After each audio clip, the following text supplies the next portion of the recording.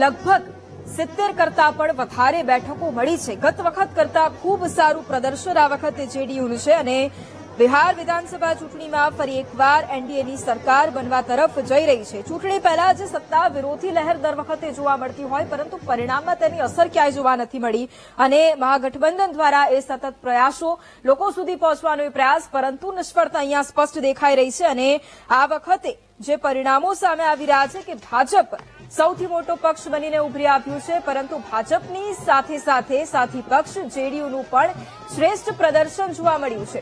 2020માં જે પ્રમાણે આંકડાઓ સામે આવ્યા હતા અને એ આંકડાઓ કરતા આ વખતે વધારે સારું પ્રદર્શન। આ વખતે ભારતીય જનતા પાર્ટી અને જેડીયુ 101 બેઠક પર ચૂંટણી લડ્યા, પરંતુ ત્યારબાદ આ વખતે જે રિઝલ્ટ દેખાઈ રહ્યું છે, જે પરિણામ દેખાઈ રહ્યું છે, એમાં સ્પષ્ટપણે લોકોનો એ સપોર્ટ, લોકોને સાથ સહકાર, વડાપ્રધાન નરેન્દ્ર મોદી કાર્યકર્તાઓને પણ હવે સંબોધિત કરવાના છે। એ તમામ લોકો કે જેમણે ગ્રાસરૂટ પર જઈને એ તમામ લોકો માટે પ્રચાર કર્યો। સાંજે 6 વાગ્યે બીજેપીના હેડક્વાર્ટરથી તેઓ લોકોને સંબોધન કરશે। પીએમ મોદી સાંજે દિલ્હી ભાજપ કાર્યાલય પર પહોંચશે અને ત્યાં તેઓ કાર્યકર્તાઓને સંબોધિત કરશે। તેમના સંબોધન બાદ વધારે ઉત્સાહ પણ કાર્યકર્તાઓનો વધશે અને વધુ ચર્ચા પણ કરવી છે, કારણ કે હારના એ કારણો પણ સમજવા છે અને જીતના કારણો પણ સમજવા છે। આપણી સાથે ગેસ્ટ પણ જોડાયા છે। આપણી સાથે ભાજપ નેતા ભાવનાબેન દવે જોડાયા છે અને આપણી સાથે કોંગ્રેસના મીડિયા કોઓર્ડિનેટર હિમાંગભાઈ રાવલ પણ જોડાયા છે। આપ બંનેનું સ્વાગત છે। સૌથી પહેલા તો ભાવનાબેન, ખૂબ ખૂબ શુભેચ્છાઓ, કારણ કે પરિણામની આશા હશે કદાચ, પરંતુ એ પ્રચંડ જીત તરફ અને આંકડાઓ જે રીતે સ્પષ્ટ થઈ રહ્યા છે, હવે 200 બેઠકોથી માત્ર ખૂબ ઓછો આંકડો બાકી રહ્યો છે, માત્ર 4 બેઠકો હવે બાકી રહી ગઈ છે। પરંતુ જ્યારે પોતે મહિલા તરીકે આપ જુઓ છો, મહિલાઓનો ઝુકાવ આ વખતે રહ્યો છે। દારૂબંધીની વાત હોય તે અસર કરી ગઈ છે, મહિલાઓનો સપોર્ટ તેમાં રાખ્યો।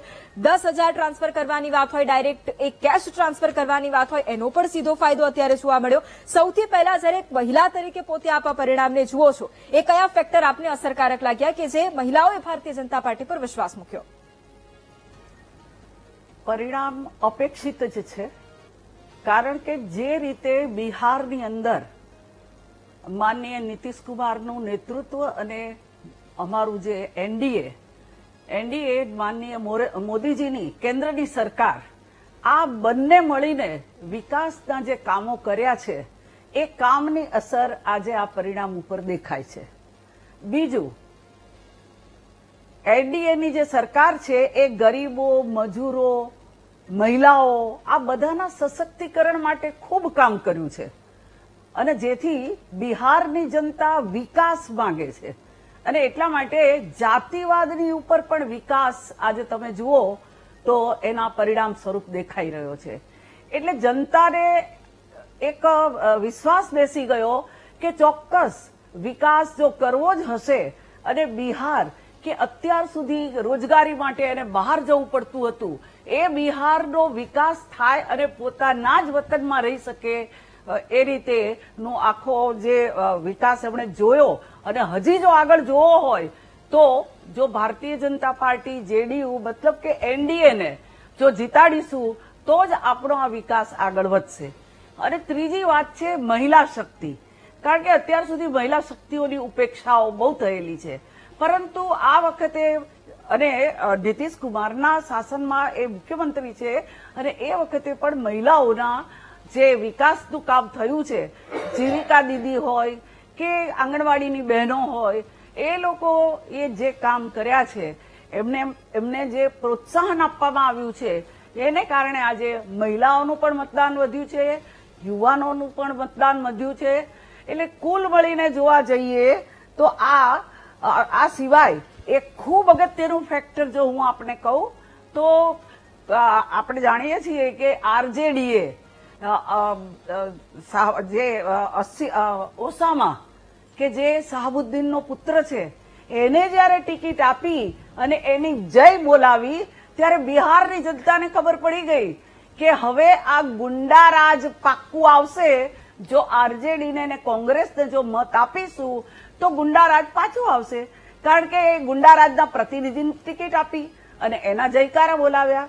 એટલે ગુંડારાજથી મુક્ત થવા, રાજ્યને શાંતિ સ્થાપિત કરવા, રાજ્યમાં વિકાસ કરવા, ડબલ એન્જિનની જે સરકાર છે એ સરકારને મત આપી અને બિહાર આજે નિશ્ચિંત બન્યું છે અને બિહારને ખાતરી છે કે ચોક્કસ બિલકુલ અમે આગળ વધી શકીશું. બિલકુલ. હેમાંગભાઈ, પ્રશ્ન આપને, કારણ કે જે પરિણામો અત્યારે સામે આપી રહ્યા છે ને, આ તો ગત વખત કરતા પણ ખૂબ પરિણામ ખરાબ છે, કારણ કે ગત વખત કરતા તો અડધી સીટો પણ મહાગઠબંધન લાવી નથી શક્યું. એટલે ખૂબ શરમની વાત પણ એટલા માટે કહેવાય, કારણ કે સિંગલ ડિજિટમાં અત્યારે કોંગ્રેસ છે. આપની પાસેથી મારે એ સમજવું છે કે કોઈ વ્યક્તિ આટલા વર્ષો સુધી મુખ્યમંત્રી હોય, એન્ટી ઇન્કમ્બન્સી હોય જ, પણ કેમ લોકો સુધી ન પહોંચી શક્યા?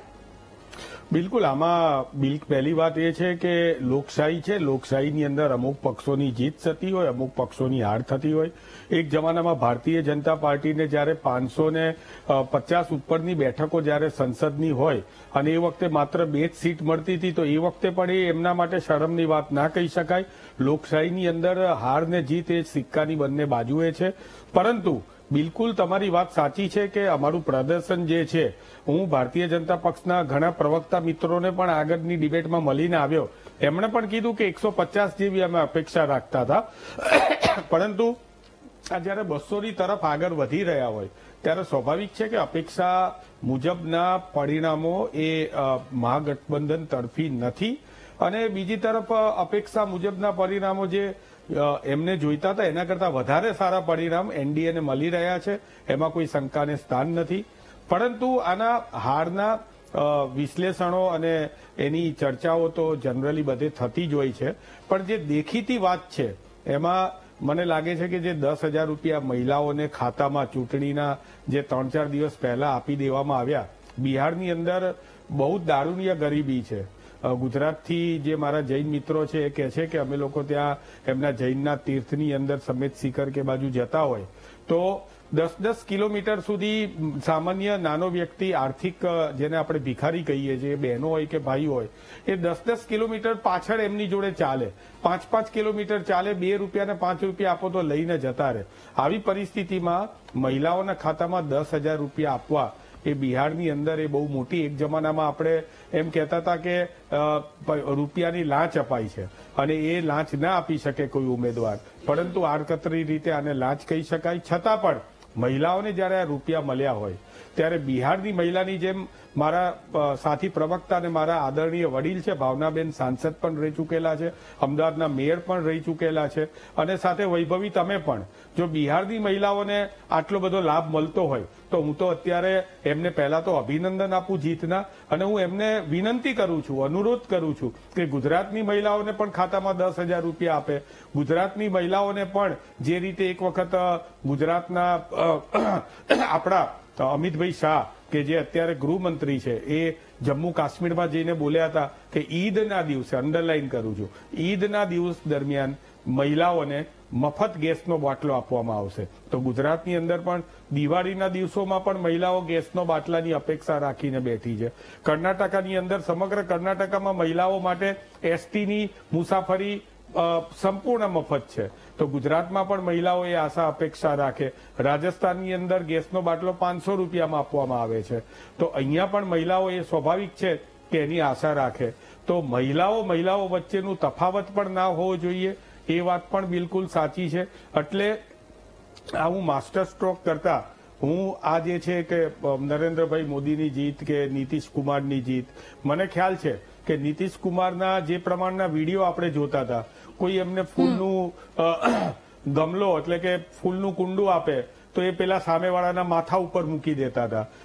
ચાલુ સભાની અંદર ચાલુ દેશનું જે છે રાષ્ટ્રગાન ચાલુ થતું હોય અને નીતિશ કુમાર વાતો કરતા કરતા બહાર નીકળી જતા હતા. ઉંમરનો પ્રભાવ એમની ઉપર હતો.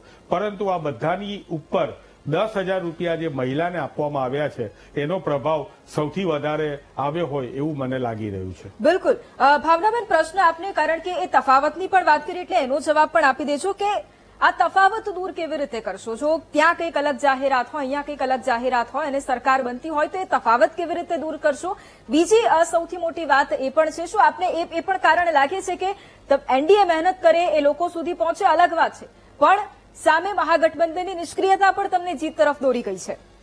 વૈભવીબેન, પહેલા હું આપણે એ કહેવા માંગુ છું કે હું પોતે જ બિહારની અંદર ચૂંટણીની પ્રક્રિયા વખતે એટલે પ્રચાર માટે થઈને હું પોતે ગયેલી છું. હું એવી સીટ ઉપર ગયેલું છું કે જેને આપણે અત્યાર સુધી પછાત ગણતા હતા. આજે મારે આશ્ચર્ય સાથે કહેવું છે, અને હું તો એવિડન્સ પણ આપી શકું છું આપને, કે મહિલાઓ કેટલી જાગૃત હતી.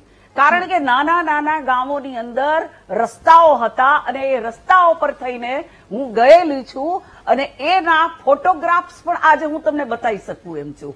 એટલે પહેલી વાત તો જે જીત છે, આ જીત એ નિશ્ચિત જીત હતી. અગર કોઈએ કીધું હોય કે 150, એ એના વિચારો છે, પણ જયારે બિહારની અંદર હું પોતે જઈને આવી છું, અને અમે જે માઇક્રો મેનેજમેન્ટ કરીને મહિલાઓ હોય કે યુવાનો હોય કે દરેક મતદાર હોય એની જાગૃતિનું જે કામ કર્યું છે, એ કામ એવું શાનદાર કામ છે. જયારે આપ જાણો છો કે કોંગ્રેસના મહારાજા જે કહતે, રાજકુમાર જે કહતે, જે માનનીય રાહુલજી, એ તો ચૂંટણી પ્રચાર એક રેલી કરીને ભાગી ગયા વિદેશમાં.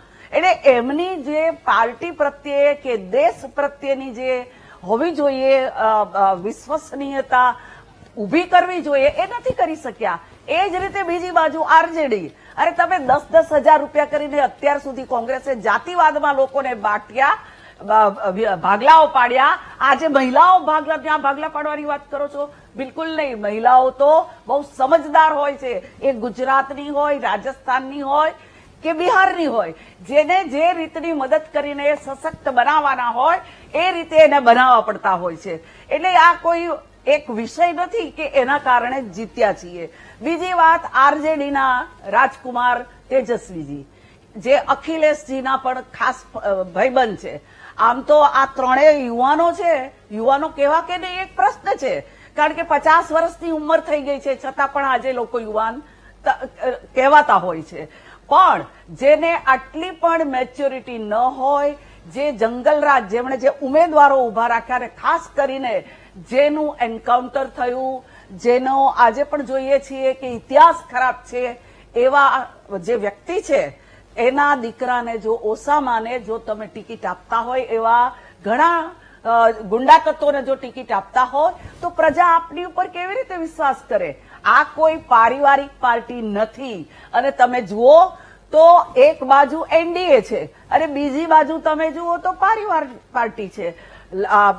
આપણે જોઈએ છે કે લાલુ પ્રસાદ યાદવ, તો એમનો દીકરો તેજસ્વી, તેજ પ્રતાપ. ત્યાર પછી મુલાયમસિંહજી, તો એમનો દીકરો અખિલેશ. અને પેઢી દર પેઢી ચાલ્યા આવતા હોય કોંગ્રેસના મહાનુભાવ માનનીય નહેરુજી, ઇન્દિરાજી, રાજીવજી, સોનિયાજી, હવે રાહુલજી, પ્રિયંકાજી, અને હવે કદાચ એમના પછીના પણ આવશે.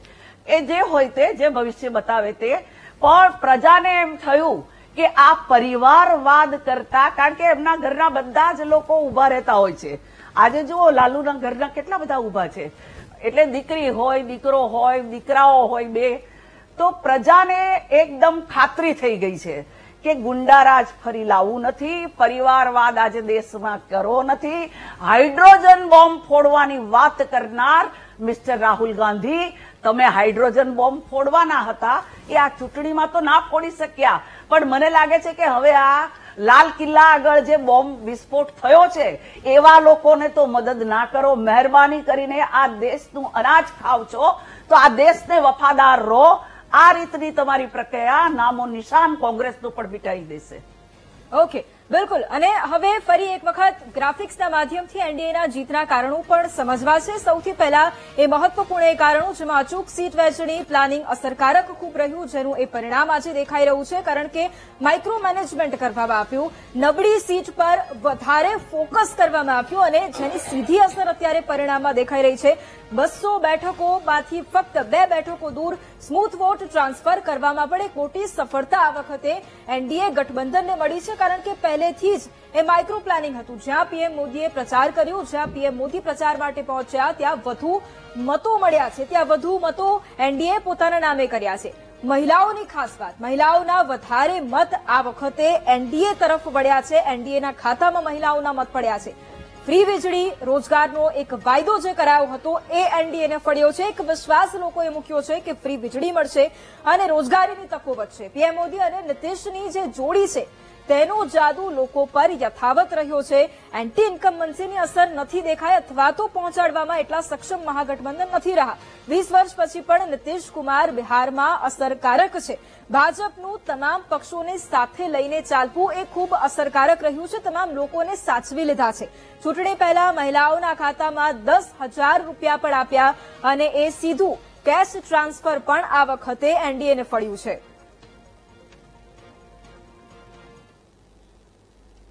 બિહાર પરિણામોની ચર્ચા આગળ પણ કરતા રહીશું. હાલ રોકાઈએ એક બ્રેક માટે.